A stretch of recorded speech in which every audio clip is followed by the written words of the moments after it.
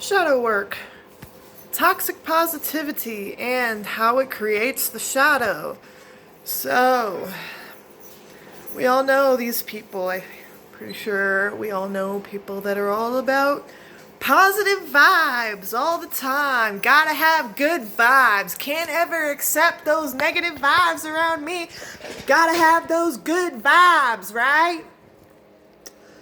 The problem with that is it denies the negative. Now, it'd be great. I would love it if we could just do that. If we could just throw the negative in the trash. How wonderful would that be? Wouldn't life just be fucking awesome? Wouldn't we have just a beautiful world, like full of just awesomeness and just nice, wonderful people just being positive all the time? If that really worked. The problem with toxic positivity is it denies half of reality. So the Chinese created yin yang. I think we're all pretty familiar with that concept of yin and yang, light and dark, the light balancing the dark, and both being necessary to create balance in reality, and that is how everything even exists. So when you deny the negative side of life and yourself, you're just asking for it to find a way to express itself on its own. So, like, do you ever notice those live and light people? They're like the people who, like, when they get drunk, they're like the worst, like most drama-filled people. They're always like fucking, this person said this, and this person did this, and blah, blah, blah. You know what's going on? They're seeing the darkness in others. They don't like it, so they're calling out the darkness for themselves. That is how projection works. So, those people are always the most judgmental people. That's what gets me about it.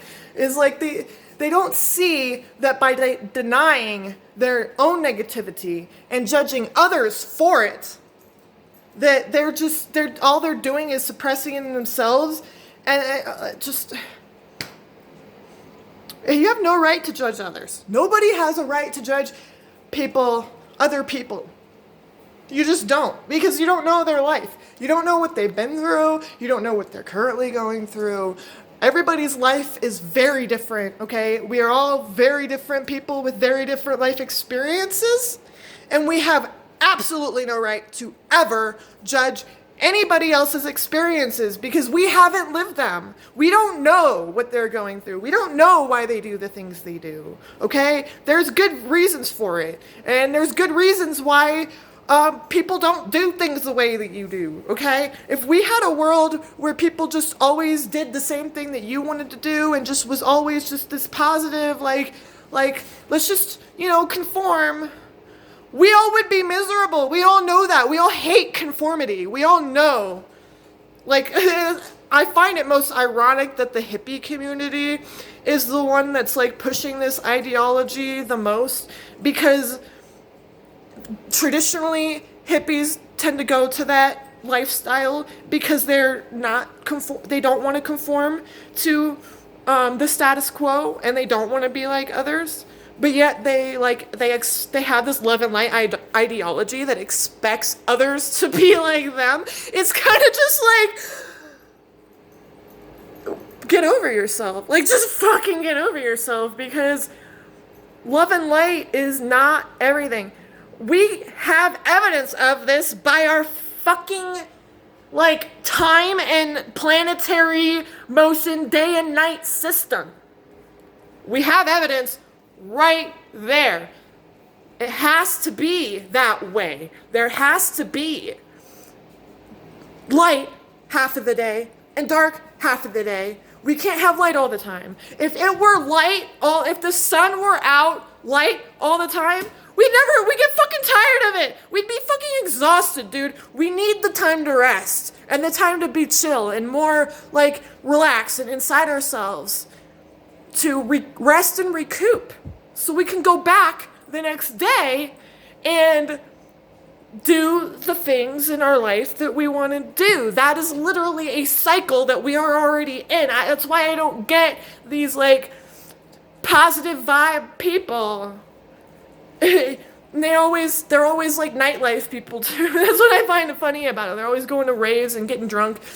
Like, here's the thing. By suppressing your negativity, you are just going to judge it in others. And you're subconsciously pushing that negativity outward, projecting it on other people and judging them for it. You're more negative than all the other people. Okay? Trust me, you love and light people that deny your shadow. You're the most negative people when your fucking shadow comes out and you judge others. You're so fucking negative. So here's what I gotta say. Maybe instead of getting to that point where you're just judging other people for having the negative qualities in them that you don't like about yourself, just fucking admit it. Just talk about your negativity when it comes up, please. Like, there's a really anger is healthy. Anger is actually a very healthy emotion. Because do you know what the opposite of anger is? Impotence.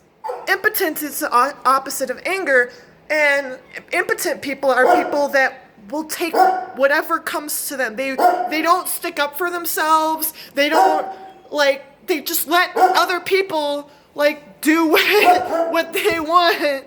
Like, you know, and it's just stupid. Like, you know, I can't get down with like the suppression of negativity anymore, because like for years it made me feel horrible about myself, because I was like, I am being positive. People would always be like, oh, you gotta be positive in your mind, and I'd just be like, I actually am positive in my mind right now, dude. That's the thing about it, is I am actually fucking fine right now. The thing is like, negative shit comes up. Anger comes up. It's not on the person being angry for being negative, okay? This is a gaslighting technique. This is why I have such a problem with this, because people use toxic positivity to gaslight people, to make other people think that their negative emotion is wrong, and they don't have a right to feel that way when they do. Like, women are angry. You know, this is just a stereotype of society right now. Women are fucking angry because we've been pushed, because we people pleased and tried to do things for others for so long that we forgot about ourselves. And it made us miserable and angry, and you can't do that. Like, everybody needs things, okay? And everybody needs to like have that equal balance of having their needs met. And when one person continuously gives and one person continually takes, and eventually the person who gives snaps and gets angry, it's not crazy, okay? It's very justified. And, you know, here's the thing. That could be avoided if you talk about it. Say, if you have like a charged emotion that comes up, say anger comes up. Instead of just being like, oh, well, fuck this person, and like, they're just awful, and just getting angry about it, you take a deep breath, you notice your anger, and you go and you have the conversation about what is it that is making you angry. You say, you know, I just don't like how that's making me feel right now, and I don't want to do that. Can we just not do that right now? Can we maybe, like, here, this is something I would experience a lot, is like, when you get angry, people always just like, they want to work it out with you right there. And, see, a lot of times that is what creates that, like, that emotional charged reaction. Sometimes if you do have that anger, see, a lot of times what people tend to do is they'll find a way to discharge their anger right away. They will project something out. They'll blame somebody else. they'll, like they'll be violent, or they'll just say some nasty comment towards somebody. And a lot of times, like, the person tries to just like work it out right away. It's not healthy. It's not good. So when anger comes up, what you need to do is you need to say, like, I'm angry right now. Can I have a minute to think about this? You take yourself a few minutes, 10 minutes, however long you need to discharge that emotion in yourself, to get clarity in your mind, to think about it, to go in a separate room, go think about what it is that is making you angry. Instead of just reacting, you think about it, and you go back, you have that conversation in another 10 minutes or whatever, and that way you have a clear mind thought. You've thought about what it is that is going on. You're not just reacting to the charge, and you go and talk about it. Like, in my experience, I've had a lot of problems getting this through to people, to be like, no, I need a minute. I need some time to go think. I can't figure this out right now. There is a lot of people in my life that in that moment will try to push me and say, no, we need to work this out right now. No, what's going on? Like, they're reacting off their own emotional charge because they need to know. They need to know right in that instant, like, what is the problem? How can we solve this, or whatever? That is a problem, okay? Like, people, when anger comes up, it's a sign that it's not the right time to deal with it. When you feel angry, it is a sign that you need to take a break from what you are doing. Take whatever it is you're doing. If you're in the middle of something, just stop it. Well, if you're in the middle of a conversation, just say you need a minute. You'll return to the conversation in a few minutes, but you need a minute to think. And that is how you avoid these negative shadow things that come up, that create drama, that create stress in our lives, that create these tensions in our relationships.